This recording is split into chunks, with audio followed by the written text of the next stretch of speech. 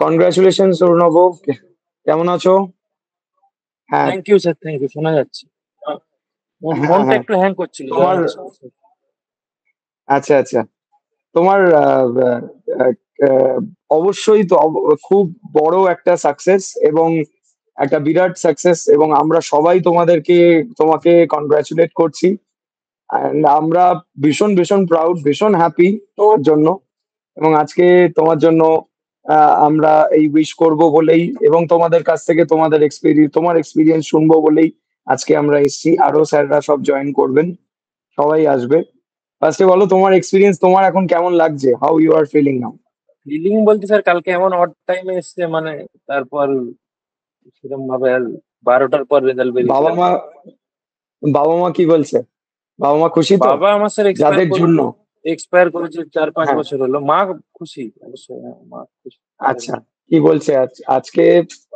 একটা বিরাট দিন তার কাছে। যে তুমি তাকে, সে যে কষ্টটা করেছে তোমার জন্য, একাডেমিক যে মানে এতটা সাপোর্ট বাড়ির লোকেরা, যেটা আমাদেরকে দিয়ে থাকে, প্রত্যেকেই দিয়ে থাকে, তোমাকেও দিয়েছে। এবং যার জন্য তুমি আজকে এটা একটা বিরাট সাকসেস তোমার। এবং আশা করছি তোমার মা হ্যাঁ এর হ্যাঁ, জন্য এবং অবশ্যই তোমার পরিবারের অবশ্যই লোকরা অবশ্যই ভীষণ হ্যাপি হবে এই ব্যাপারে, রাইট? এবং আমরাও অবশ্যই সেই মানে হ্যাপিনেস আমার রেখে আমরাও খুব হ্যাপি। আমার থেকে হ্যাঁ, মায়ের বলো। ক্রেডিট বেশি অবশ্যই। হ্যাঁ, একদম একদম। তোমার থেকে, ইয়েস, এটা তো অবশ্যই পেরেন্টস দের ক্রেডিট বিশাল। এবং সাথে আপনাদেরও গাইডেন্স। একদম অর্ণব, নিশ্চয়ই তুমি একটু তোমার ভিডিওটা কি অন করা যেতে পারে, মানে আহ, তাহলে ভালো আমি হতো। অন করছিলাম কিন্তু হচ্ছে না বোধহয়, কিছু কিছুটা হ্যাঁ, ব্লার এইবার ঠিক আসছে আছে। বোধহয়। যাই হোক, আমি একটা হ্যাঁ, একটু মনে হয় একটা নেট ফোনে প্রবলেমের জন্য সেটা। নেট না ওয়াইফাই, কিন্তু এই ফোনটায় সমস্যা। আরেকটা ফোনে কানেক্ট করছিলাম, হচ্ছে না, মানে সমস্যা হচ্ছে। তাও বলে আজকে আজকে কিন্তু আমরা সবাই তোমার কথা শুনবো বলেই এখানে। তো তুমি কিছু বলো এখানকার, তোমাদের এই যে আহ, একটা দীর্ঘদিনের জার্নি গভর্নমেন্ট এক্সাম ওয়ালা কলকাতা ব্রাঞ্চে, সেটা কেমন ছিল এবং কিরকম ভাবে তুমি এখান থেকে মানে পড়াশোনা করেছো? How is your overall experience? Please share, we would like to hear it. Overall experience তো স্যার খুবই ভালো। এমনি বলতে গেলে মানে উইকলি যে টেস্ট হয় বা কন্টিনিউয়াস যে ইভ্যালুয়েশন, ক্লাস টেস্ট থেকে শুরু করে মানে উইকলি টেস্ট, মান্থলি টেস্ট, মানে একটা রেগুলারিটি, হ্যাবিট বিল্ডিং প্রসেস আর কি পুরোটাই, মানে একদিন। এক্স্যাক্টলি। এবং মেন্স তোমার বা প্রিলিমসে কিরকম হ্যালো। তোমার মানে এফোর্ট গেছে, কত কি মার্কস এসছে, সেগুলো তুমি একটু শেয়ার করো আমাদের সাথে, আমরা আরেকবার একটু শুনি। এবং অবশ্যই তোমার এই সাকসেস আমাদের, যে এখন চলছে, যাদের প্রিলিমস ব্যাচেস স্কোর চলছে, যে সমস্ত স্কোর স্টুডেন্টদের। হ্যাঁ, হ্যাঁ। কোন সাবজেক্ট তোমার উইক প্রিলিমস পয়েন্ট ছিল, স্কোর কিরকম ভাবে সেটা? হুম, প্রিলিমস প্রিলিমস স্কোর মেন্স তো দুটোরই। ছিল 179.5। হুম, এমনি মেন্স। ম্যাথ আর রিজনিং হুম, ফুল, মানে 50 আউট অফ 50। আর ভেরি ইংলিশে গুড। ইংলিশে 40, আর জিএস এর 31.5 বছর। সব শুদ্ধ 179.5 ছিল prelims। Great, great. মেন্সে কেমন তুমি স্কোর করেছো? মেন্সের এখনো মেন্সের এখনো ফাইনাল স্কোর দেয়নি, তো এক্সাক্ট আমি ওভারভিউ বলতে পারছি না, কারণ কাট অফ তো খুবই হাই গেছে। তো হুম, মানে হুম। এমনি তার আগে তার আগে অব্দি 341 মতো আসছিল, কিন্তু মানে বেড়েছে আর কি, আরো অনেকটাই বেড়েছে। এবার কত বেড়েছে আমি এক্সাক্টলি বলতে পারবো। মোটামুটি মানে আচ্ছা, ওভারঅল তিনশো তোমার ষাট অ্যাজাম্পশন সত্তরের কি আশেপাশে ছিল, মার্কস মানে হবে আর কি, নর্মাল পার লাইফ। পার সাবজেক্ট? আচ্ছা, পার সাবজেক্ট তোমার অ্যাজাম্পশন কি ছিল? এক্সপেক্টেড মার্কস কি রিচ হয়েছে, নাকি আরো ভালো হয়েছে? সেটাই শুনতে চাইছি আমরা। ম্যাথ বাদে বাকিগুলো ঠিকঠাক। ম্যাথে ফুল করতে পারিনি, এটা একটা আফসোস। মানে এক্সাম দিয়েছে 3 দিন ঘুমাতে পারিনি ম্যাথটার জন্য আর কি। তারপর মানে আচ্ছা। অ্যান্সার কিটা আর বেরোনোর পর ঠিকঠাক। আচ্ছা, আর রিজনিং আর ইংলিশে কিরকম হয়েছে বলো? হ্যাঁ, আমাদের রিজনিং স্যার রয়েছেন, রিজনিং শুভ্র ইংলিশে স্যার ভালোই। রয়েছেন এখানে, রিজনিং খুব অমৃতেন্দু রিজনিং এ স্যারও খুব রয়েছে। সম্ভবত একটা বোধহয় ভুল গেছে, 86 আউট অফ 90 বা এরকম কিছু কিছু এসছে। আর হুম, ইংলিশে তো 131 ছিল। ইংলিশেও একটা হুম। গেছে 131। Hello sir. আচ্ছা, এই যে আমাদের স্যার রয়েছে পেছনে, তোমাকে কনগ্রাচুলেট করার জন্য। আজকে আমরা সবাই ভীষণ হ্যাপি। স্যার কিছু বলুন। একদম। তো আজকে আমরা শুভ্র স্যারকেও এখানে আমাদের সাথে পেয়েছি, অমৃতেন্দ্র স্যারও রয়েছে। এবার স্যাররা কিছু বলবেন। বলুন স্যার। কেমন লাগছে এখন? ঠিকঠাক, মানে এখনো সেরকম বেশি কিছু ফিলিং আসছে না, ঠিকঠাক বুঝতে আচ্ছা, পারছি না কিছু সেরকম। মানে কোনো ফিলিংই হচ্ছে না তোর? দেখ, খুব ভালো, হ্যাঁ খুব ওরকম খারাপ? কিছুটা, খানিকটা আর কি। আচ্ছা, না না, ভালো তো অবশ্যই লাগছে, মানে কিন্তু হ্যাঁ সে তো মাঝে মাঝে ভালো লাগবে, দেখবি এখন। সেই অর্থে হ্যাঁ ওরম ওরম টাইপের। হ্যাঁ, মাঝে মাঝে দেখবি এখন একটু ভালো লাগবে, আবার কিরকম মনে হবে। তবে তবে এই তোর ভালো লাইফ কিন্তু শেষ হয়ে গেল, হ্যাঁ। এরপর তোর চাকরি লাইফ শুরু। এরপর তোর বৃষ্টি হোক, ঝড় হোক, বাদল হোক, অফিসে যেতেই হবে। এতদিন যাব না, ক্লাস করছিলাম, ক্লাসে যাব না, ধুর। এইখানে স্যার আমি আমি ক্লাসে কিন্তু অমৃতেন্দ্র যেতাম স্যারের সাথে মোটামুটি একদম রেগুলার। একমত। ক্লাস হ্যাঁ, আমরা যে স্টুডেন্টদের বলি ক্লাস যে কামাই করে আমি করি না। একদম ক্লাস করো, এক্সাম করো, দাও, এই হ্যাবিটটা এখন কাজে লাগবে অবশ্যই। Continue sir. ঠিক আছে শুভ্র স্যার, এবার আপনার স্টুডেন্ট প্রথমে, আপনি কিছু বলুন। না, সেরকম ওকে নিয়ে বলার কিছু নেই। মানে প্রথম দিন থেকে ও সেই রকম ভাবেই প্রিপারেশন নিয়েছে নিজেকে, এবং নিজেকে গ্রুম আপ করেছে, ডেভেলপ করেছে। Obviously credit goes to him, কারণ ওর চেষ্টাটা না থাকলে এত দূর অ্যাচিভ করতে পারতো না। বাট হ্যাঁ, অবশ্যই মানে হি হ্যাজ অ্যাচিভড, মানে খুবই ভালো স্কোর করেছো, তার জন্য আর কিছু বলার নেই। তবে এখন একটাই জিনিস যেটা বলার, যে সামনের দিকে আরো অনেক লড়াই হতে চলেছে নিজের সঙ্গে, নিজের সঙ্গে বিভিন্ন ব্যক্তির। কারণ এখন যে লড়াইটা এতদিন হয়েছিল, সেই লড়াইটা হচ্ছে নিজেদের মধ্যে, টিচারদের সঙ্গে একটা লড়াই। বাট এখন কিন্তু ডাইরেক্টলি উইথ দ্য গভর্নমেন্ট। সেখানে গভর্নমেন্টের রুলস রেগুলেশন অনেক কিছু জানতে হবে, শিখতে হবে, এবং সেই অনুযায়ী তোমাকে মেনে বা মানিয়ে দুটো একটা দিতে হবে। কিছু করার নেই, কারণ আমি যেটা বারবার বলি, সিস্টেমের সঙ্গে চলতে হবে। সিস্টেমের বাইরে গিয়ে লাভ নেই, আর যা মানে তখন সমস্যা আরো বৃদ্ধি হবে। সিস্টেমে থেকে যতটা তুমি নিজেকে ডেভেলপ করতে পারবে। আর হ্যাঁ, অবশ্যই আরেকটা জিনিস বলবো, এবার এর পরের টার্গেট হচ্ছে চেষ্টা করো ফর ইউপিএসসি, যদি সম্ভব হয়। মানে যদি তুমি পড়াশোনা করে চালিয়ে যেতে চাও, তাহলে বলবো অবভিয়াসলি ট্রাই ফর ইউপিএসসি। কারণ তোমার মধ্যে সেই মানে টেনাসিটি আছে ইউপিএসসি ক্র্যাক করার, মানে আইএস বা আইসিএস যেটা আমি বলবো। ইচ্ছা আছে স্যার, সুযোগ হলে দেখা যাবে। অপশনালটা তো অনেক বড়, মানে ওটা কভার করতেও টাইম পাবো কিনা জানি না।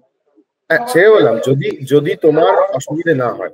কারণ অনেকেই থাকে যে স্যার চাকরি পেয়ে গেছি, এখন চাকরি করবো, এই আমার জীবন চলবে। কারণ অবভিয়াসলি তোমার যে র্যাঙ্ক, সত্যি দারুণ র্যাঙ্ক, ঠিক আছে, এবং প্রমোশনও খুব তাড়াতাড়ি হবে, সেই নিয়ে কোনো মানে নিশ্চিন্তে তুমি থাকতে পারো। হ্যাঁ, এখান থেকে মানে ইনকাম ট্যাক্স থেকে আইআরএস এ যাওয়া যায়, মানে এক্স্যাক্টলি 12-14 বছর, একদম। 14 বছর। তবে তুমি যা পে স্কেলে এখন থাকবে 8 পে কমিশনের পর, তবে আমার পার্সোনাল অভিজ্ঞতা ডব্লিউবিসিএস এর দিকে না যাওয়াটা বেটার হচ্ছে ফর ইউপিএসসি। অবশ্যই সেই এবং চেষ্টা ভীষণ করবো আর কি, লুক্রেটিভ দেখা যাক। প্যাকেজ, খুব ভালো প্যাকেজ, এক্স্যাক্টলি, ভালো। 8 পে কমিশন এখন ভালো প্যাকেজ পাবে ও। এবং ও যেহেতু ইনকাম ট্যাক্স অফিসার, রেড করবে প্রচুর জায়গায়, ঠিক আছে, তাই সেই কারণে নিজেকে সামলে রেখে। ওরকম ব্যাপার নেই। না না, আগের মতো ব্যাপার নেই, এখন ফেসলেস সিস্টেম তো, মানে রেডেরও অনেক ডোমেইন আছে আলাদা, সবই আলাদা, মানে যতটা খোঁজ নিয়ে জেনেছি আর কি। একদম একদম ঠিক আছে, দেখো কোনো অসুবিধা নেই। যদি আর একটা জিনিস, যেটা আমি অনেক সময় বলে থাকি, আমি জানি না তোমার পোস্টিং কোথায় হবে, বাট যদি সম্ভব হয় প্রথম 5 বছর বাইরে ঘুরে এসো, তারপর ওয়েস্ট বেঙ্গলের দিকে চেষ্টা করো সেটেল হতে। মানে না, এটা একটা ট্রান্সফার নেই স্যার, আইসিটি যেটা বলে, জোনাল ট্রান্সফার নেই, মানে আমাকে কলকাতায় নিতে হবে, বাইরে নিলে আর কলকাতা ফিরতে পারবো না। এই ইচ্ছা, তাহলে এখানে থাকো। নিজাম প্যালেসের দিকেই হয়তো হবে, হয়তো বা হয়তো রুলটাই ওরকম আর কি, সল্টলেক হতে পারে। কিছু করার নেই, মানে ট্রান্সফার বন্ধ, ব্যান হয়ে গেছে আফটার 2019, ট্রান্সফার ব্যান হয়ে গেছে। ঠিক আছে, তাহলে আর কিছু করার নেই, ভালোই হয়েছে। এলাকায় হ্যাঁ, থাকবে, আমার দুটোই মায়ের ডাউট কাছাকাছি ছিল, থাকবে। আইদার জিএসটি আর ইনকাম ট্যাক্স। হ্যাঁ হ্যাঁ, দুটোই ডাউট ছিল, আইদার ইনকাম ট্যাক্স আর জিএসটি। তো জিএসটি তে মানে আমার যে মামি আছে, মানে আমি আরো অনেকের সাথে কথা বললাম, তো মামি বারবারই বারণ করছিল আর কি, উনি জিএসটি তেই আছে এই রুবিতের ওখানে, তো বললো যে জিএসটি মানে তার থেকে ইনকাম ট্যাক্সটা, ওই জন্য ইনকাম ট্যাক্সটাই অফ করলো। না না, একদম। জিএসটি গেলে তোমাকে সারা বছর কিছু না কিছুর সঙ্গে, পড়াশোনার সঙ্গে টাচে থাকতে হবে, কারণ আপডেট সব সময় হতে থাকে, তো সেই কারণে অনেকগুলো সমস্যা কিছু থাকবে। আর সত্যি বলতে আমার ইউনিফর্ম জব অতটাও মানে ইয়ে না, মানে বলতে ইয়ে না, মানে ঠিক না, কিন্তু তাও। ঠিক আছে, চলো এখন তো এখন আপাতত মানসিক স্ট্রেংথ বাড়াও, ঠিক আছে? হ্যাঁ দেবার্ক স্যার, যদি হ্যাঁ আপনি স্যার, কিছু অবশ্যই বলেন। অবশ্যই। দেবার্ক স্যার, হ্যাঁ যদি কিছু হ্যাঁ, বলেন। আমি শুধু অরুণামকে একটা কথাই বলবো, যেটা আমার সাথে পরশুদিন ওর কথা হয়েছে, যে প্লিজ ইউপিএসসির জন্য এবার একটু ভাবনা চিন্তা করো। কারণ আমাদের এখানের ছেলেমেয়েরা যেটা হয় আর কি, আমরা ডাব্লিউবিসিএস বা সিজিএল পেয়ে গেলে ইউপিএসসির কথা ভাবি না। বাট আমার মনে হয় ওর যথেষ্ট পোটেনশিয়াল আছে, ওই ইউপিএসসি ক্লিয়ার করার মতো জায়গায় থাকবে। এবং সত্যি ও যা র্যাঙ্ক আছে, তো তাতে হয়তো ইন্ডিয়ান রেভিনিউ সার্ভিস অফিসারও পেয়ে যাবে। বাট সেটা হতে বোধহয় 10-12 বছর অ্যারাউন্ড একটা সময় লাগে, যতদূর আমার ধারণা। মানে টিআরএ একটা থাকে, হ্যাঁ 14, বাট যাতে প্রথম 14 অ্যাপ্রক্স মিনিমাম। 14। তাহলে আমার মতে প্রথমেই তুমি যদি ইউপিএসসিটা করে নাও, তাহলে একদম আইআরএস হয়ে যাওয়ার সম্ভাবনা অনেক বেশি। আর সবচেয়ে বড় কথা, মানে এখানেই থেমে থেকো না, because you have the potential. এটাই আমার একটা বলার। কারণ ডাব্লিউবিসিএস এ গিয়ে কিন্তু কোনো লাভ নেই। আমি যখন জয়েন করলাম তখন শুভ্র স্যার ওটাই বলছিলেন। কারণ ডাব্লিউবিসিএস এর পে স্কেল অনেক কম, তুমি জানো, ডিএ পশ্চিমবঙ্গে অনেক কম। সেটা প্লাস দ্বিতীয়ত হলো ইনকাম ট্যাক্সের মেন একটা অ্যাডভান্টেজ হলো তোমার কলকাতায় পোস্টিংই হবে। ঠিক আছে, কলকাতাতে তো অনেক ইনকাম ট্যাক্সের অফিস আছে। আর ডাব্লিউবিসিএস হলে কোথায় পোস্টিং হবে তার ঠিক নেই। কারণ তুমি যদি ইভেন এক্সিকিউটিভ অফিসার হয়েও যাও, ধরো তোমার পুরুলিয়ায় পোস্টিং হলো, তো ন্যাচারালি একটু প্রিপারেশন নিতে সমস্যা হবে। ওখানে তার জিও 5G পাবে না, প্লাস ধরো অনেক সমস্যা আছে। আমার মতে যে বেস্ট ফর ইউপিএসসি প্রিপারেশন নাও, ঠিক আছে? আর আমরা তো আছি, মানে আমার সাবজেক্টে পলিটি অ্যান্ড গভর্নেন্স আমি করিয়ে দেবো, কোনো অসুবিধা নেই। ঠিক আছে, এখানে সব স্যারেরা রয়েছে। অবশ্যই স্যার। কিন্তু শুধু একটু ইউপিএসসিটার দিকে ভাবনা চিন্তা করো সিরিয়াসলি। কারণ আমি সবাইকে বলি, আমি ক্লাসেও বলি, তার জন্য আমি একজন দুজন বলেওছে যে এটা তো এসএসসি ক্লাস। ঠিক আছে, এখন তো এসএসসি ক্লিয়ার হয়ে গেছে, এবার ইউপিএসসি। ঠিক আছে, আর একটা পরীক্ষা খুব ভালো, সেটাও তুমি চেষ্টা করতে পারতে, কিন্তু সেখানে ভ্যাকেন্সি খুব কম। সেটা হলো আরবিআই গ্রেড বি। আমি এটা জেনুইন এটা আমার ইচ্ছা আছে, মানে এটা আমার ইচ্ছা আছে। এই দুটোই, আইদার হ্যাঁ ইউপিএসসি আর আরবিআই গেট, মানে হ্যাঁ, ফার্দার যদি ইউপিএসসি হলে অ্যাপ্লাই হবে করি কি, আর কি, মানে ট্রাই সার্ভিসটা অনেক করি ভাস্ট, এই আর কি। সার্ভিসটা অনেক ভাস্ট ইউপিএসসি ক্ষেত্রে। পোস্ট বেশি। আরবিআই গ্রেড বি হলে একটু কম। ব্যাস এটাই বলেন আমাকে, মানে থেমে থেকো না, এখন তো একটু রিল্যাক্স হয়ে যাও, জয়েন টয়েন করো, তারপর একটু ইউপিএসসির জন্য, কারণ তোমার বয়সও আছে, 6টা অ্যাটেম্পট আমাদের রয়েছে। ঠিক আছে, দরকার হলে তুমি একটা দুটো অ্যাটেম্পট স্কিপও করতে পারো যদি মনে হয়, কারণ আমাদের তো আনলিমিটেড অ্যাটেম্পট নেই। বাট আমার মনে হয় 6টা অ্যাটেম্পট ফেয়ার এনাফ ক্র্যাক করার জন্য, কোনো অসুবিধা নেই, হয়ে যাবে একদম। ঠিক আছে, এটাই বলার। Thank you sir. একদম একদম। খুব ভালো লাগছে আজকে আমার একটা জিনিস অর্ণব রিয়েলাইজ করে, যে অবশ্যই তুমি ফার্দার স্টাডি করবে এবং চাকরিটা যেটা পেয়েছো সেটাও একটা বিরাট বড় অফিসার লেভেলে এবং all India 59th rank. It's the dream even, মানে আই মিন, মানে এই স্বপ্নটা দেখাও হয়তো কোনো একজন ছাত্র বা ছাত্রীর কাছে মানে খুব সাহসের ব্যাপার, যেটা তুমি অনায়াসে এই কয়েক মাসের প্রিপারেশনে, প্রায় 1 বছরের প্রিপারেশনে ক্লিয়ার করেছো। তো এটা একটা বিরাট অ্যাচিভমেন্ট, অবশ্যই এর সবটাই ক্রেডিট তোমার। আমরা জাস্ট একটু গাইড করেছি মাত্র, তবে সম্পূর্ণ ক্রেডিটটাই তোমার। তবে আমার এই জিনিসটা আরো, মানে আমার ভেতরে একটা জিনিসটা ভাবনা আসছে, যেটা ভেবে যে তোমার, যেটা তুমি বললে যে তুমি বাড়িতে, তোমার বাবা আনফরচুনেটলি এক্সপায়ার করে গেছেন এবং আজকে তুমি মার সাথে, মানে মা আর তুমি, তো সেক্ষেত্রে এত বড় একটা মানে ক্রাইসিস থাকা সত্ত্বেও তুমি কোনো রকম ভাবে ডাইভার্টেড না হয়ে পড়াশোনার মধ্যে থেকে এত বড় একটা exam, all India basis rank পাওয়া এবং এতটা সম্মানের চাকরি করা, এবং ভবিষ্যতে যেরকম শুভ্র স্যার, দেবার্ক স্যাররা বললেন তুমি আরো এগোবে, এই আশীর্বাদ ভালোবাসা আমাদের তো অবশ্যই, ইচ্ছা আমাদের অবশ্যই রয়েছে। কিন্তু যতটুকুই বা হয়েছে সেটাও মানে খুব একটা কম কথা নয়। এবং এই পরিস্থিতিতে হওয়া, যেটা আমাকে আরো মানে অবাক করছে এবং প্রেস করতে ইচ্ছা করছে, স্পেশাল ব্যাপার অরুণব, এটা তোমার জন্য।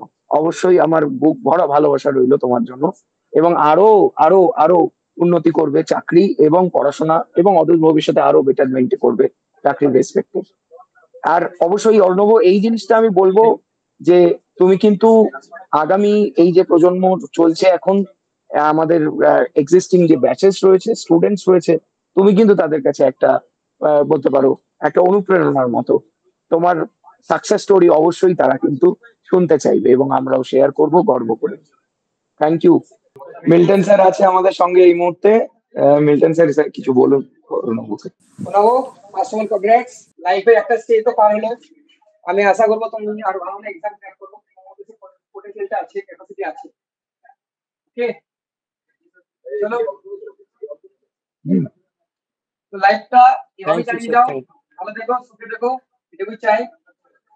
ওকে, মা বাবার মধ্যে একটু খেয়াল রেখো। চলো, টাটা, bye bye. Thank you sir. Okay, thank you Arnab. হোলির পর হয়তো দেখা হবে কলকাতা খুব যাবো, তাড়াতাড়ি। হোলিটা